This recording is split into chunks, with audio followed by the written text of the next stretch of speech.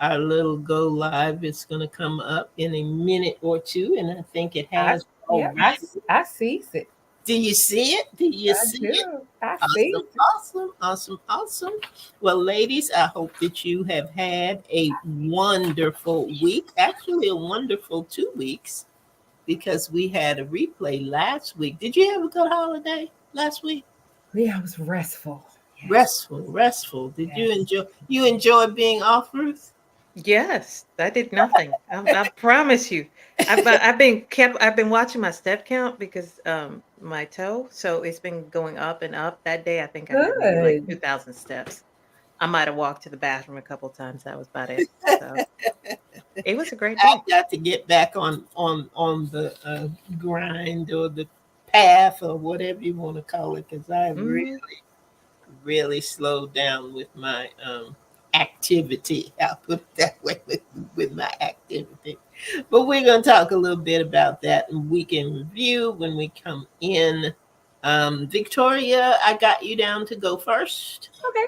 And then I'll come in. Ruth, you will come in after me. And then we'll go back to Victoria, who does our bio read, and she'll tell us all about our guest tonight. And I'm excited about her.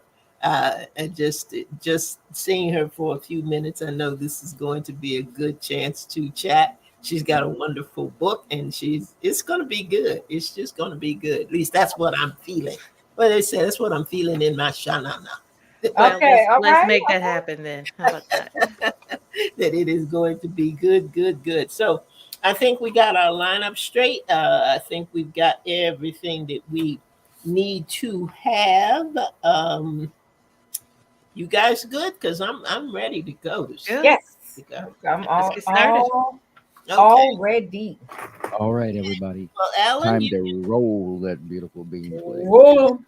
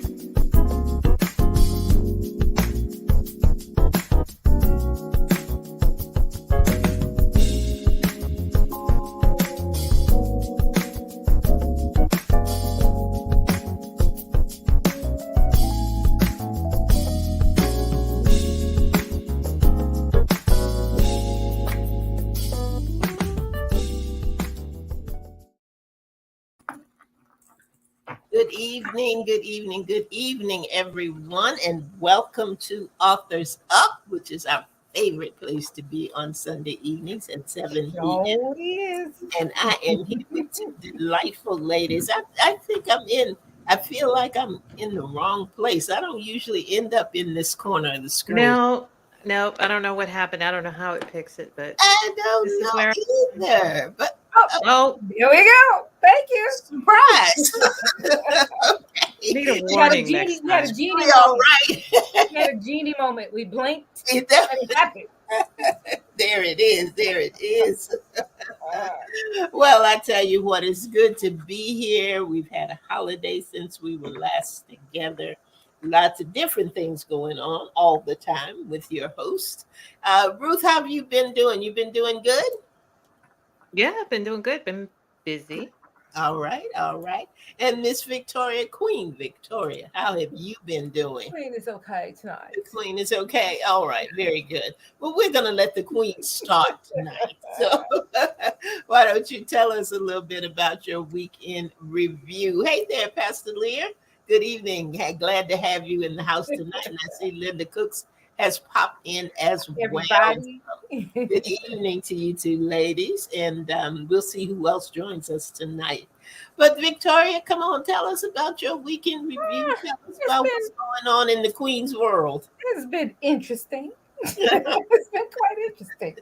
Oh, let's see. Well, I'm gonna give you good stuff because I'm not gonna go with the bad stuff this time. But life has its ebbs and flows, you know. So, and one of the joyous moments that I received was I was able to move offices at work.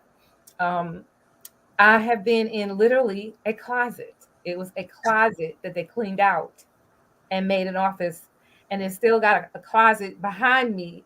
And there was still, supplies and things in that closet. So I was literally in the closet. And the Wow. superintendent, I didn't complain, but the superintendent came by, and we have where I'm about to have a new supervisor, and there was a position that was going to be filled for, and that person was going to go in that office, but I understood now that position was going to be frozen. So I said, I'm gonna make a bid for that office. So I was going to write him an email and all that, but he happened to come by just to check on everything, see how it was going. And I said, can I speak to you for a moment? And he said, yeah. I said, is there any way I could have that office? And I went, just lay it all out, can I get out the closet? And he said, tell Dr. Pittman, which is the other supervisor, he said, tell Dr. Pittman that I have approved your move. And I want you to make it happen as soon as possible. I said, oh, okay, then. Thank you. I was like, yes. So the last week has been moving into my new office, and it has a window, guys. Oh, I'm out of the closet. you're free at last. Yes. Oh. So, I'm really happy about that. Your space really makes a difference, and how you were. And I've been in the club. I've been pumping out my work. I will do my work, but it just feels so much better to be able to look out, have the sun as a natural light, and I just feel better about going to work. So I'm just excited. It's the little things, and it's not a big old office. It's still not a big office, but I have a closet. I mean, I'm out the closet and I have a window. So I thank God for that. It's the little things, y'all, that make me happy, not the big ones sometimes. Little things, I tell you, that is something. So what about you, Ruth? Oh, Ruth. Okay. I thought Ruth was next. Doesn't matter. I can be. I mean, Oh, okay. I'm sorry. Did I write that wrong? Okay. Go ahead. Well, I was still coming up with mine. So, Andrea, you go ahead. Well, mine isn't hard. I didn't do anything. I decided that last weekend I would take Friday, Saturday, Sunday, and Monday and not actually book anything. And You. And you? it was wonderful. What'd you do? It was amazing. I did some writing, but basically I didn't have anything calendared. Right. So actually, one day after I had my prayer time in the morning, I said I didn't say, but God directed me that from 6 o'clock, as you guys know, I get up really early. So I was up about 4:30, 5 o'clock anyway, for no apparent reason. But he said from then until noon that whoever I thought about to pray for them. Okay. And that's what I did. And it was just wonderful because not only did I pray for some folk that I hadn't talked to for a long time, but just names just kept popping up. And when I prayed for different people, it was gee, I needed that this morning, or I'm so glad you called, or that kind of response. So it just was a reminder to me that sometimes when we think we have nothing to do, there is an assignment that Come is on. more important than what you had on your agenda or what you had on your plate and your palette to do. So I really enjoyed those 4 days. I look back on it and think, oh, gee, I should have done this and should have done that and I didn't do the other. But I absolutely did not spend any time in those places and spaces. I was like, oh, you should have done that. Yeah, probably. But we're not going to lose any sleep over it. We're going to move on to the next thing and get some other things done. So it was really, and that is something I rarely do, Mm-hmm. to come off of all of my programs and all of my little things like that. But and I had told my audience in the morning, I'm just not going to be back.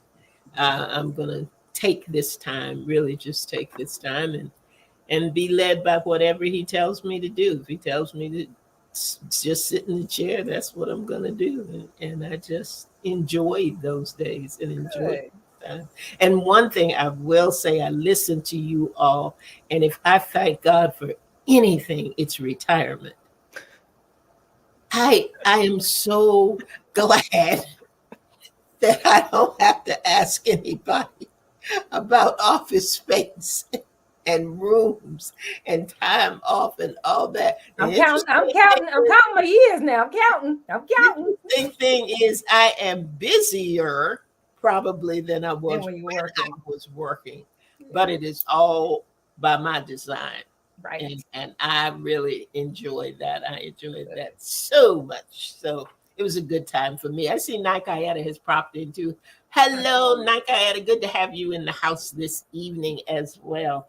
So that was it for my week in review. How about you, Ruth? I know you got it together now. You had Uh-huh. space, right? Okay. So I am not in the closet at work, although my workspace lacks, uh, yeah, it just lacks. We'll just leave it at that. So, Are you in a um, cubicle? You're in a cubicle? I Or- am in a Okay. cubicle. It has Okay. a door, but of course, Oh, when you're doing, 3 or 4 hours of training, you go find the nearest office yeah. that is unoccupied that you can sit in for 3 hours and do that training. So Yeah. Yeah. that was a majority of my week was spent in training. It was really good training. It was about learning how to facilitate trainings. So Okay. it was really good. You don't think about the stuff that you don't know until now you know it, which is how it usually goes, but it was pretty good. Um, I will say I am looking forward, and my birthday is not this coming Saturday, but the following Saturday. Gonna be 49. Okay. Hey. So you guys know I have a new little sister. She just turned Yes. 3. She has an older sister by mom who Okay. shares the same birthday as me. So Oh, Cool. I'm gonna we're gonna I'm not gonna be able to spend it with them, but I'm gonna I get another sister to spoil. So let's put it that way. She's gonna be how about that? 6 now. Yeah. Oh, How So sweet. I'm excited about that. So I'm Yeah. looking forward to that. Yeah. I remember your 40th birthday celebration. What? Was it the 40? Yeah, it Yeah, was. it was. When Maurice Oh, did your little surprise thing. yeah. I was Wow. there. Wasn't I there? I I think think I was so. there. Yeah, yes, because you're the one who brought me. Oh yeah, I did. Yeah. Oh, I forget. I did. Look. I forgot too. So Look at yeah. that. Well, Yeah, tell 9 me you have years to do ago. one for your 50th. You got to do one for your 50th. Y- What in the world? Time is just going by, y'all. I Yeah. love y'all. Oh my gosh. Yes, We better get on with this bio here. yes, yes, yes. Tell us about our guest, Victoria, before we go down a rabbit hole. Right. Too late I'm for already that. down it, so bring me up. Bring me Yeah, up. no, yeah. We'll have to pull them up. All right. Let me tell you about who we're going to talk with tonight. I'm excited about this one. Ethlyn Sawyer is a West African writer, editor, and business owner. As the founder of Speak, Write, Play, Ethlyn provides English language services ranging from editing and proofreading for authors and small business owners to English as a second language instruction for domestic and international clients to K through 8 English language arts tutoring. Her book, Defiant Redefining Singleness at 30 Plus, invites single women to defy stigmas surrounding their relationship status. There we go. Now, after a short break, we'll be back with Ethlyn to discuss her powerful book. We'll be right back.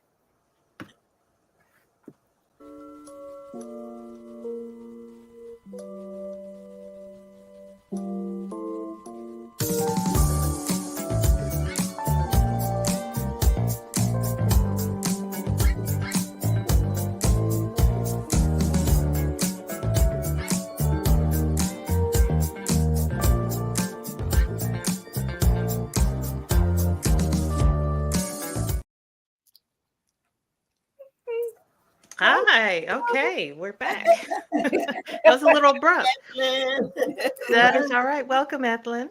Thank you. We are so glad to have you. I can honestly say I think we all enjoyed your book. Yep. Yes. I'm not gonna jump in and give Victoria's catchphrase just That's yet. okay. You can.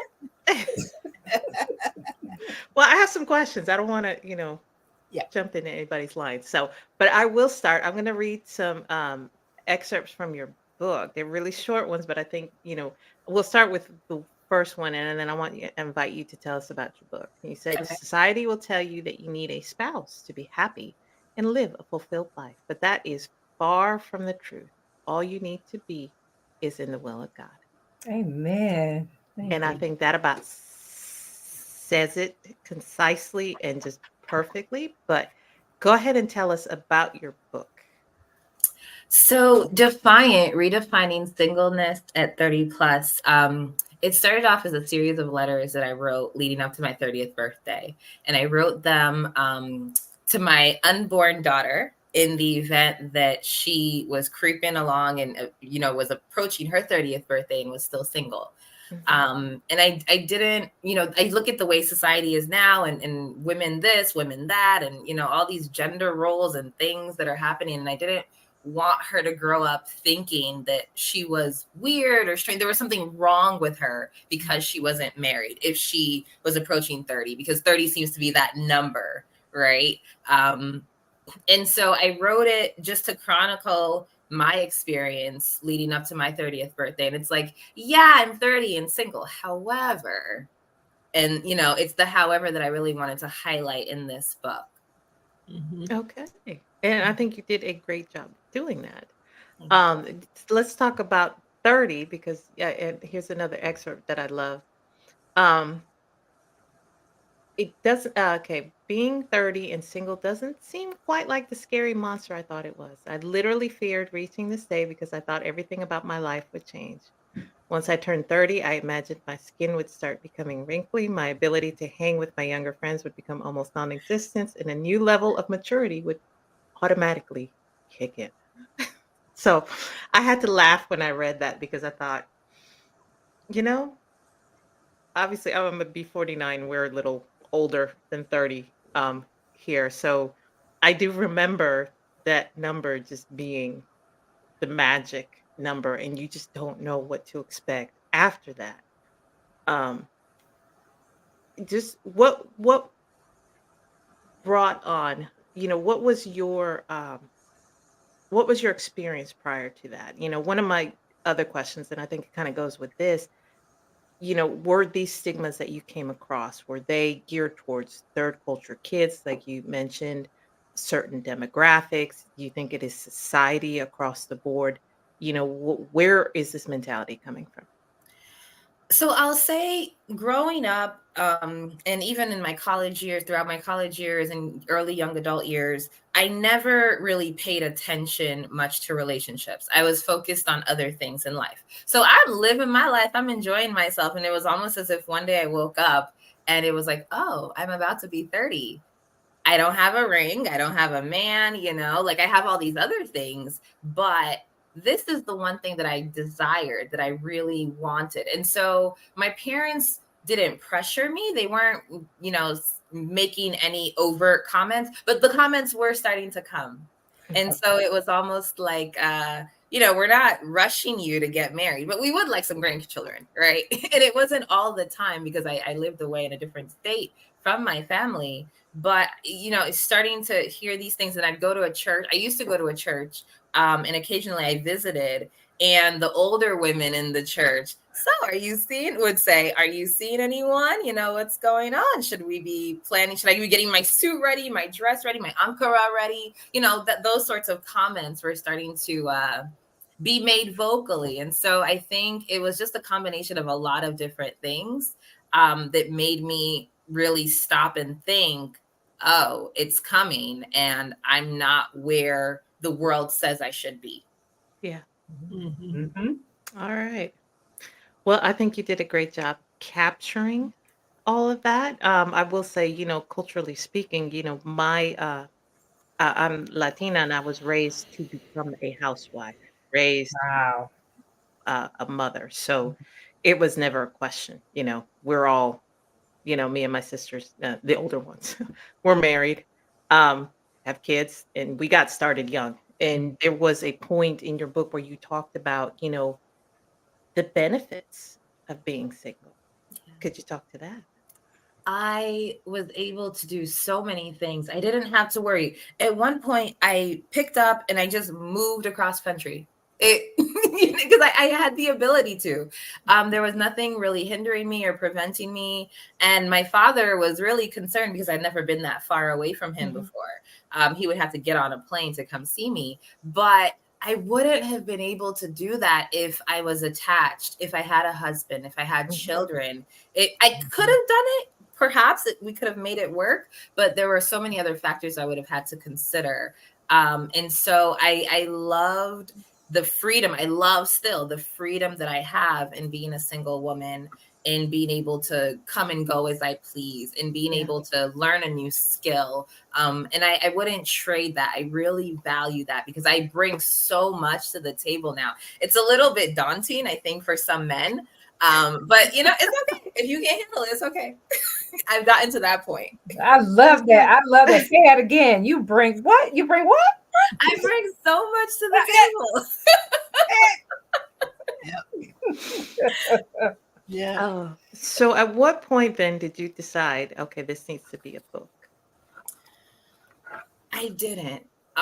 It was never meant to be consumed by the public. Okay. But I was praying. It was a series of prayers that I prayed and moments with God where I thought about the younger girls, the girls I babysat when I was younger, the ones who were still part of my life, who were growing up. They're now teenagers. They're becoming young women. One of them, oh my goodness, she's in college now, and I can't believe it. I'm like, how are you in college? But I thought about them. I don't have my daughter. I don't have a child. But at that point, I said, I'm going to release this for girls like them who are now young women who they're different. They were raised in a certain kind of culture. They were raised in a certain kind of home. And they look around and they may not see women like them who have the same beliefs or who are living a certain kind of lifestyle. And I released it for them. Yeah. Did you, how was your writing process, taking it from the letters to the book? It was challenging. I used some readers, and they were the ones who, there was one particular reader. She was the one who suggested that I switch up the format because originally it was Dear So-and-so. And it was very much in a letter format, and it didn't really seem like it was palatable to many people. And so through the readers, the feedback I got from them, that's how I transformed it into what you see now. Okay. Okay. So I got a couple more questions. I'm gonna move you over to Andrea. Let's talk about your blog, Single Life Navigator. Yes. So how is that an extension of your book, of what you're doing, of just you as a brand? So when I started Single Life Navigator, the vision was for it to become a global community. And I found that it served actually probably for myself as a way to just release the experiences I was going through. I talked about finances. I talked about my identity. There were so many different things. And, I received comments and emails from people who were like, oh my gosh, I can completely relate. But I found that what I thought was going to be like this mass movement of single women who are 30 plus, it ended up being a space for me to just speak about what I was going through when I was going through it. Okay. All right. So let's switch to publisher mode. Talk about your publishing for a second. Your book is available on your website. Yes. Only. Now, what made you make that decision? Well, so I actually went through Ingram Spark. So they act as the distributor. So it is on Amazon and it's through it's on other places. But my website is where I chose not to go through the KDP route. Okay. And that was because I wanted to have more control over the process. I wanted to experience, it was my first published book, right? So I wanted to have that experience of, getting the orders, fulfilling the orders, things like that. Now, in hindsight, my next books will be probably through Amazon or through, someone who will do a company that will do the fulfillment. But for the first one, I wanted to really have control of that. Okay. All right. Well, I think you've done a great job, and I'm gonna toss you over to Andrea. Well, she has tossed you over to me. I enjoyed the book as well, and I particularly enjoyed it because of the plus at the end of 30. Yes. Because I have long past that. If I see 30 again, I'll have a 1 in front of it. It's been a minute for me. But here's what intrigued me about it. That there isn't a lot that has changed, unfortunately, about the issue of marriage being the ultimate goal. There are people now, if I'm sitting in a church service and the pastor says, you may be, over 50, but it's not over for you yet. You can still love again. You can do that. And I sit there and think, if one more person taps me on my shoulder, it's going to be a healing service. That's what's going to happen, because I am okay with who I am. And that's one of the things that I love about the book is as you go through the chapters, you learn to discover that you're okay with you. And I think that is a good lesson to learn as you're going through this process and going through what society says you ought to be thinking about and you ought to be doing, and being made to feel that you are less than in some way. So when I hear you say tonight, I've got a lot to bring to the table. Come on. I think that if women 30 plus, 35 plus, whatever age and stage you're in, if you can grasp and embrace your value, and that's what a lot of this is about, at least for me, at least as I read it, be able to embrace your value, then you can combat some of that, and I'll call it negative energy. Because every time somebody makes a statement like that, it does something to you. Yeah. It really does something to you. So as you were writing the different chapters and highlighting the good stuff and the things that you do, tell me what you feel are the most important thing to remember as you are approaching 30, over 30, because like I said, you go through it just because of the way society is. What maybe just give us 2 or 3 things that you think are the most valuable to remember in this journey, so that you end up healthy and end up at that spot where you can, put a smile on your face and say, "Oh, I got too much to bring to the table for this." I think, one thing to keep in mind is that there is life after marriage and children, right? And so I've spent time with couples who have been married 40, 50 plus years. And once the children left, they had to go through that process of figuring out who they were all over again, because their life so much was, focused on their children. And so marriage is great. Marriage is wonderful. God desires, God says, go get married. It's not good for a man to be alone, but like who you are as a person is also important. And so hold on to that, hold on to the dreams. It's important to hold on to the purpose, you know, the things that you love. And, you know, children are not, marriage and children are not the end all be all, because there's so much more that God has for us. There's so much more that we're called to do outside of just being mothers and wives. And I think the other thing to take away is that who we are can never be defined by what we have or the roles. You know, I know people who are really big on titles. So they climb that corporate ladder and then they get to the very top and they're still miserable. Mhm. Right. So knowing who we are and pursuing the things that make us happy, that's the good stuff in life. Because those roles can be taken away. The things can be taken away. How many of us lost so much when COVID hit? How many of us are still losing because the economy is just terrible? So I think, you know, the major takeaway is be firm in your identity and who you are. Mm-hmm.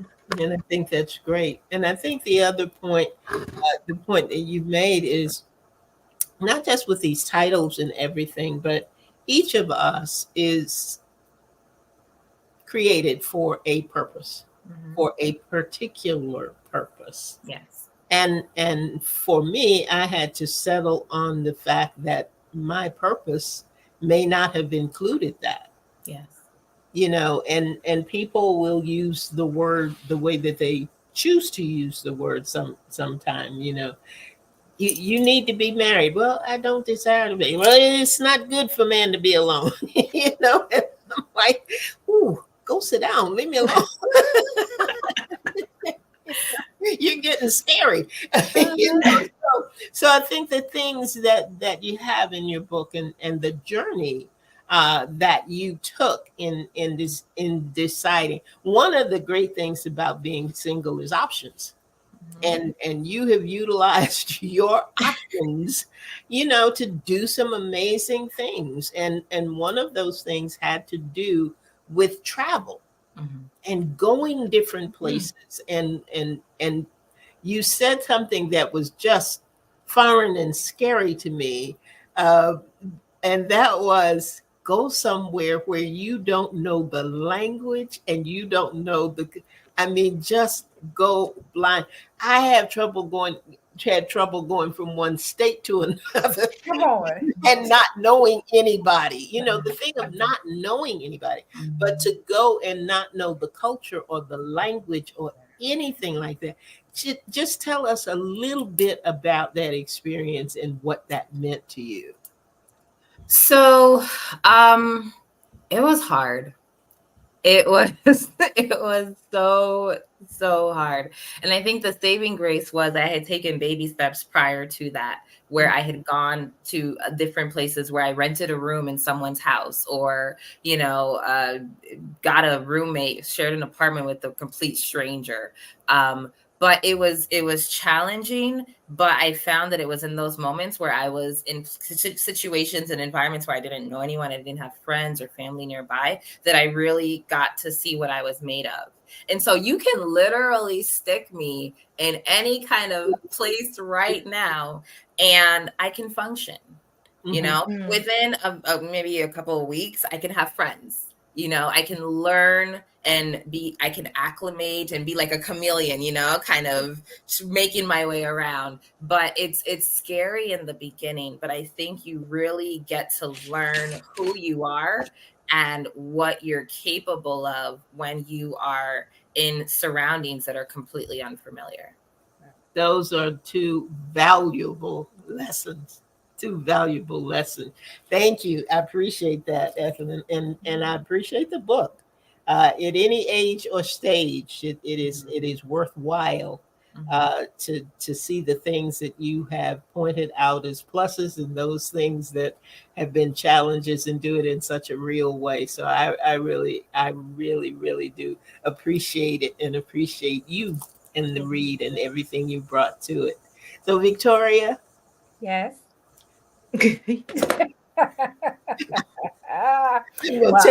I'll take your crown, Victoria. Okay. I'm just gonna say it right off the bat. Get the book, y'all. Get the book. Get the book. Get the book. Yeah. I'm going to say I did not have my first child until I was 33. So I identified with everything this book has to offer. I wish I had this book when I hit 30 and was childless and manless.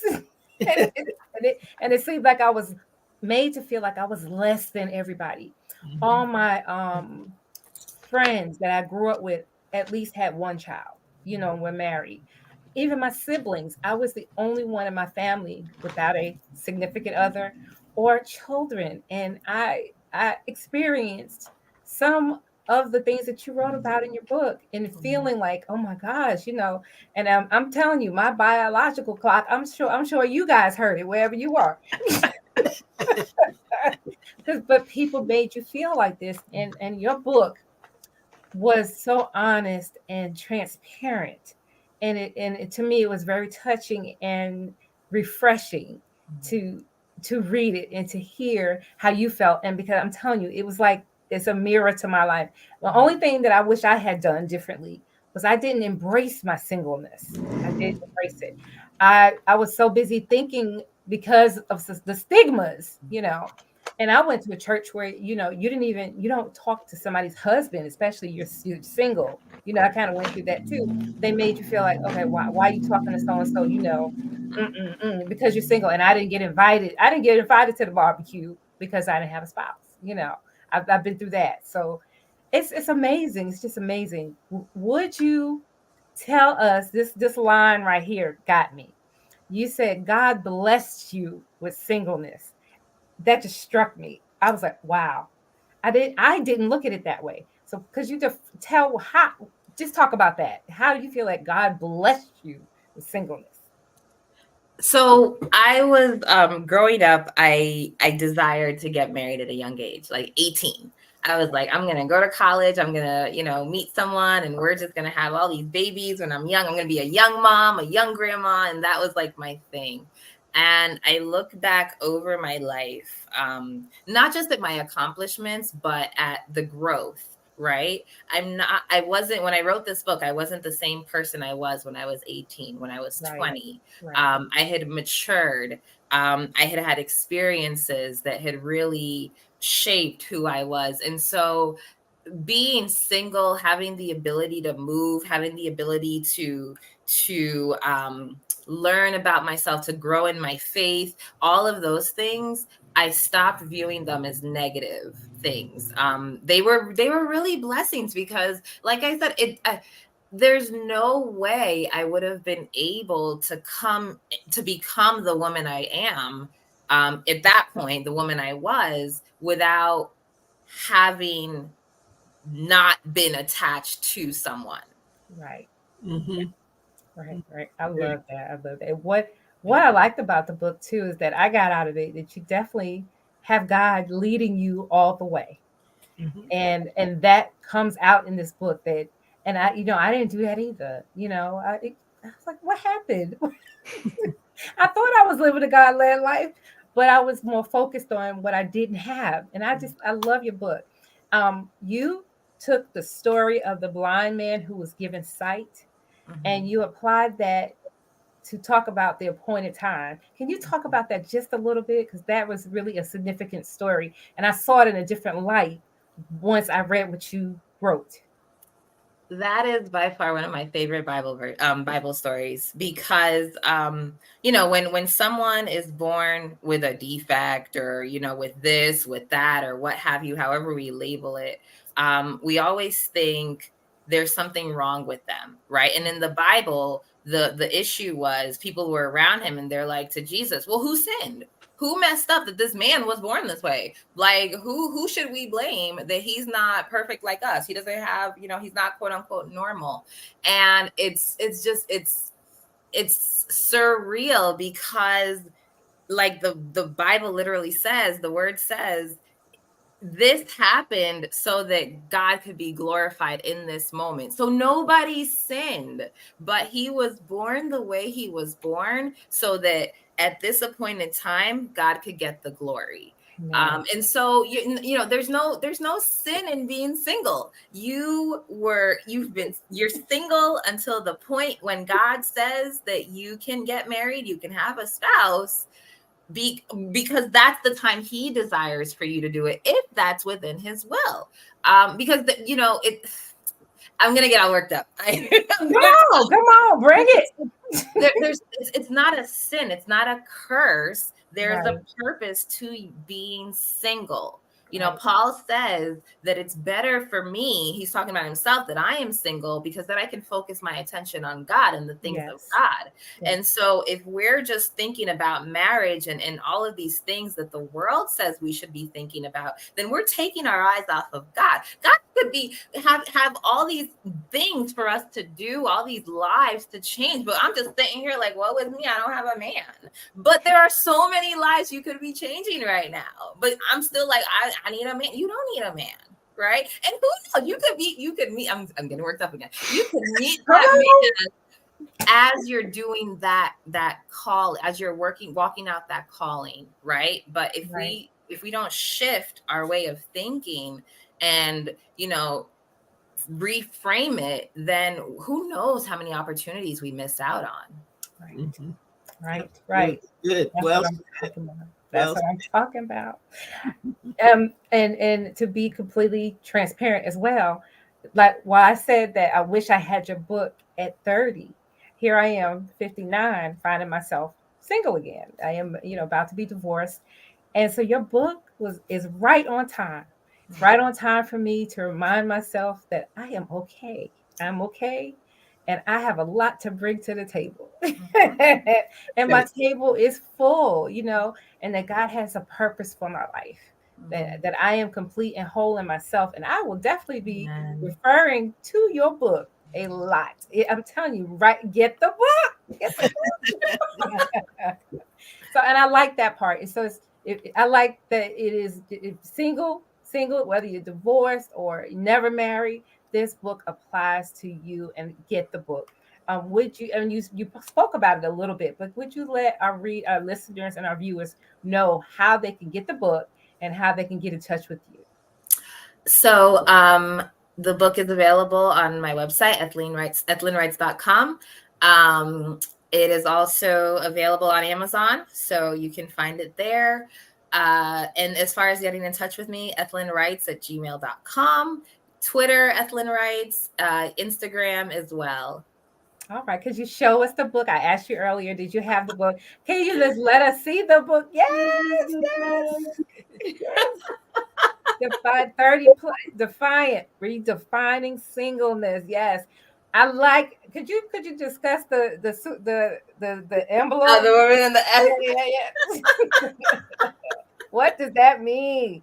What's that SLN mean? So SLN is Single Life Navigator, and that is the community that I started to create. I desired to create online of women who were 30 plus, single, divorced, widowed, what have you.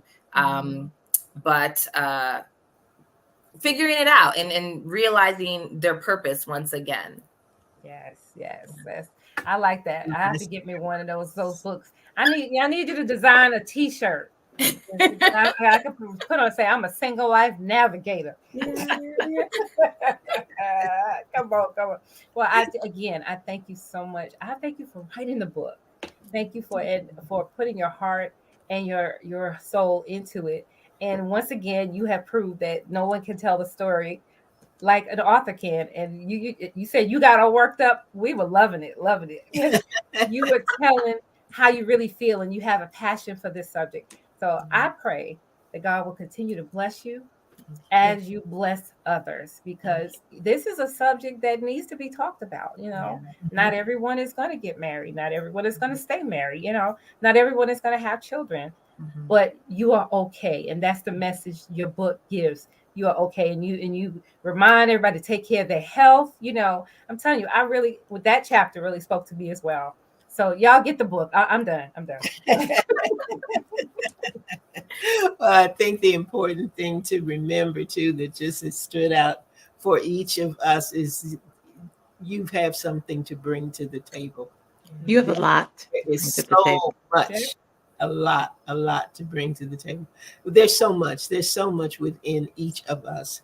And sometimes we gloss over it and sometimes we miss it completely Mhm. because we are looking for something else to define us. And Mhm. your book is a reminder for us to just find your own identity, be comfortable with who you are, embrace who you are, and live a full, healthy, and whole life. Yeah. Ethlyn, thank you so much.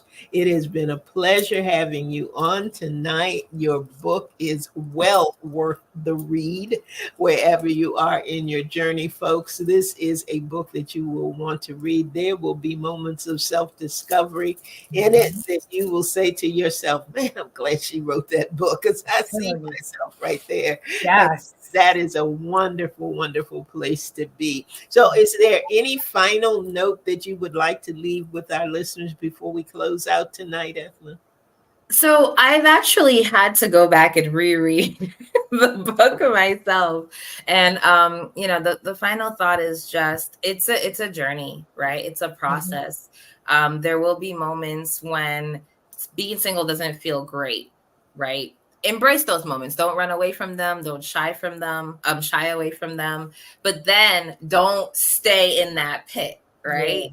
Yes. I talk about Friday night, like these feelings of being alone on Friday night and things like that. But, let it happen, grieve or, what have you, but then remind yourself of who you are and who God says you are. And I think that it's not just pick it up and read one time. I think there are moments when we just have to remind ourselves that there's more to life than marriage and children, especially if we desire those things simply because we're told we're supposed to desire them.